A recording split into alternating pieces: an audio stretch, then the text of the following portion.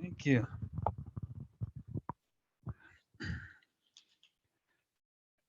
As VP of Education, one of the things we do at each of our meetings is have these sessions called educational moments.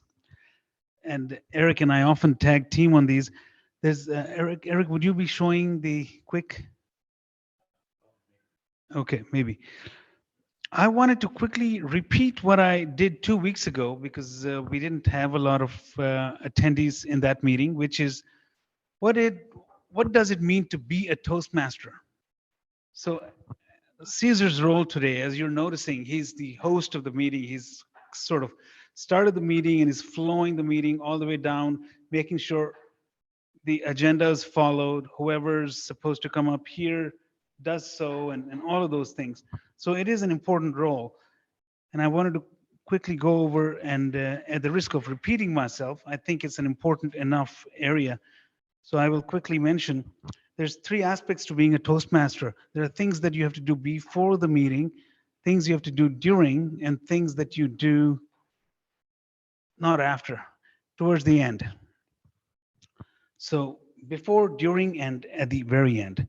Before is you have to, once you sign up for to be a Toastmaster, which I noticed there isn't one for next week. So please take notes. If you're interested, if you're excited about the role, please sign up.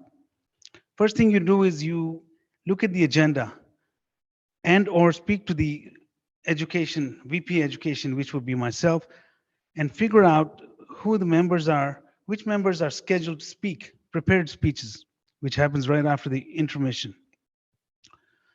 Then you look at the agenda to make sure that they've entered the relevant information about their speeches.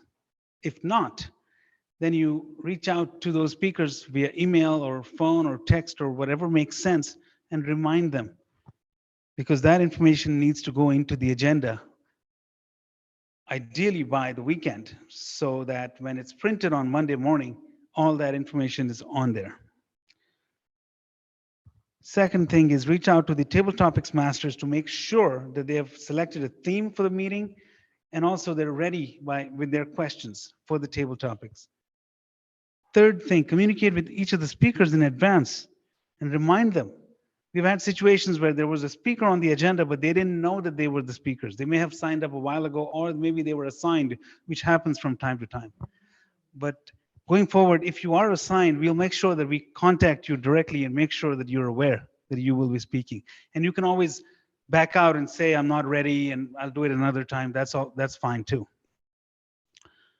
Number 4, based on club policy, you're responsible for creating the introduction for each speaker.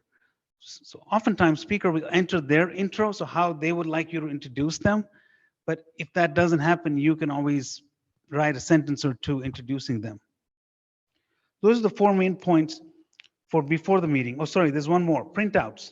You are responsible for bringing the physical printouts of the agenda.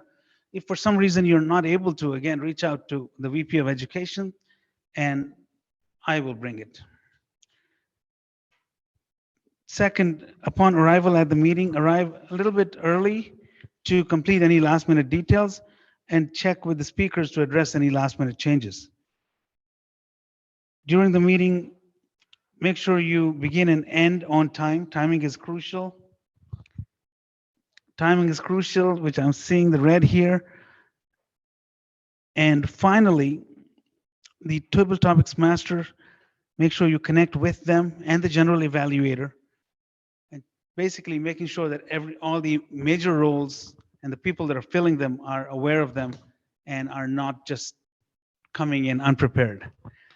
That is all for today's educational moment. Hopefully you took notes, and even if you didn't, I might do this again in a few weeks, so we'll do it again. Thank you.